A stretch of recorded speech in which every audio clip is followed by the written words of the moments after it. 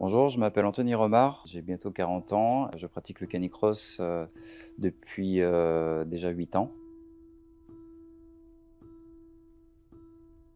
J'ai commencé avec ma chienne Faune, une braque de Weimar, qui aujourd'hui a bientôt est dans l'année de ses 13 ans. Ça m'a tellement passionné que j'ai eu Kenya qui est à côté là, avec qui j'ai continué donc le canicross quand Faune a commencé à être un peu plus âgé. Et on a pratiqué aussi le cani VTT ensemble. Et ensuite, j'ai eu l'opportunité d'avoir un autre loulou, Nero, avec qui j'ai pris le relais encore une fois en canicross pour faire plus du cani VTT exclusivement avec Kenya, ce qu'elle préférait. Et donc avec Nero, ça a matché assez vite en canicross. Il a été très, très précoce et comment dire, très motivé dans cette discipline. Et avec lui, on a réussi à faire de jolies performances. Ensuite est né de Kenya et de mon mâle Nero Fantôme, qui est à côté de moi, là, qui est en pleine réflexion. Je fais beaucoup de choses, j'ai fait un petit peu de VTT, j'ai fait de la trottinette et plus récemment un petit peu de canicross avec lui. Bientôt il va prendre le relais en canicross, la suite de son père, mais en ce qui concerne l'année 2022, on a surtout fait de la trottinette.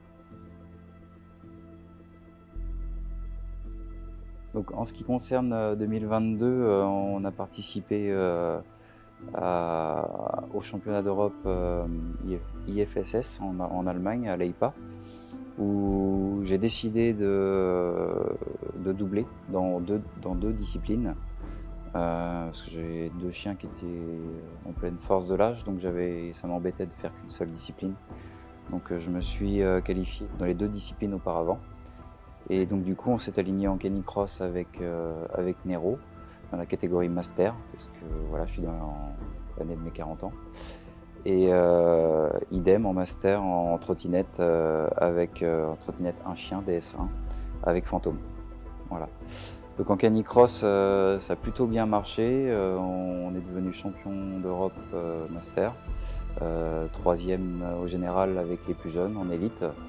Et en trottinette avec Fantôme, on a fait quatrième master, la médaille en chocolat, et une 10e place au général, toutes catégories confondues. Bon, on n'a pas eu notre médaille tout de suite, mais Fantôme l'aura eu sur le relais français, où on accroche une belle médaille de bronze, un super relais de Fantôme en trottinette.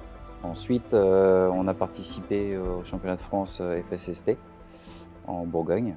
Je me suis aligné donc dans les deux disciplines et on fait le scratch, on gagne dans les deux catégories, canicross et trottinette, un chien, toutes catégories confondues. Donc concernant leur entraînement, je m'adapte à l'époque de l'année, aux échéances qui arrivent, et j'essaye d'y aller progressivement. Tout en respectant toujours leur intégrité physique. C'est-à-dire que je ne veux pas les mettre dans le mal sur un entraînement, une séance, parce qu'il fait trop chaud, parce que le taux d'hygrométrie est trop élevé. Je préfère arriver moins près sur une compétition plutôt que de les pousser à leur détriment.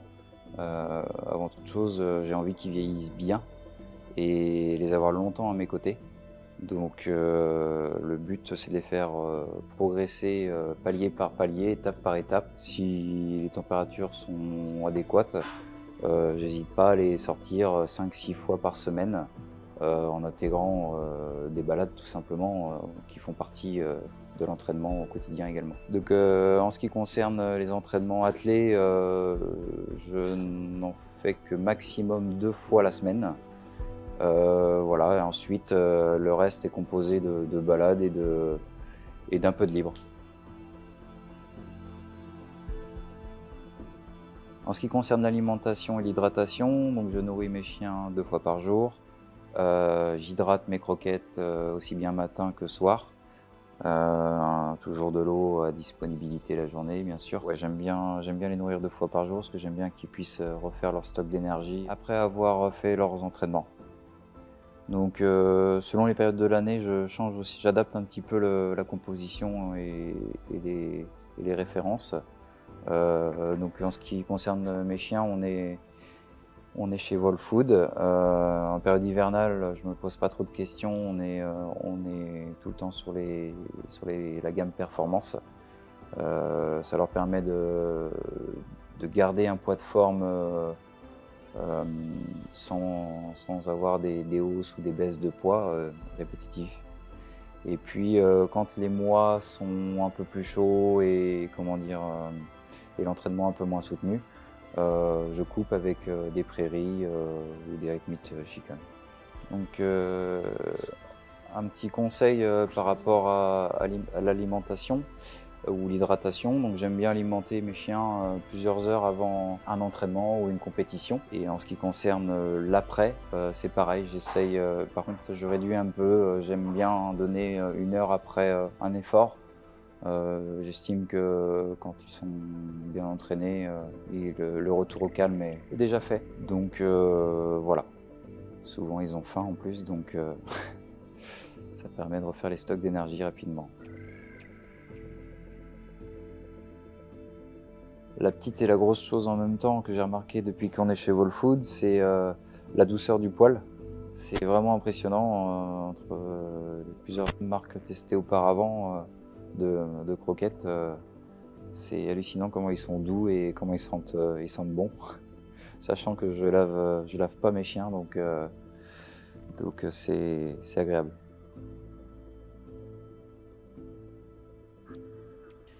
Dernier petit conseil au quotidien, prenez soin de vos chiens, bichonnez-les. N'ayez pas peur de faire des petites cures de compléments alimentaires si c'est nécessaire, d'aller voir le vétérinaire même si ça vous paraît anodin, pour éviter d'aggraver des petites blessures qu'on ne peut pas déceler tout de suite. Et prenez du plaisir sur vos entraînements avant toute chose, c'est primordial. Après, pour ceux qui font de la compétition, c'est juste une cerise sur le gâteau, les résultats qui arriveront, quoi.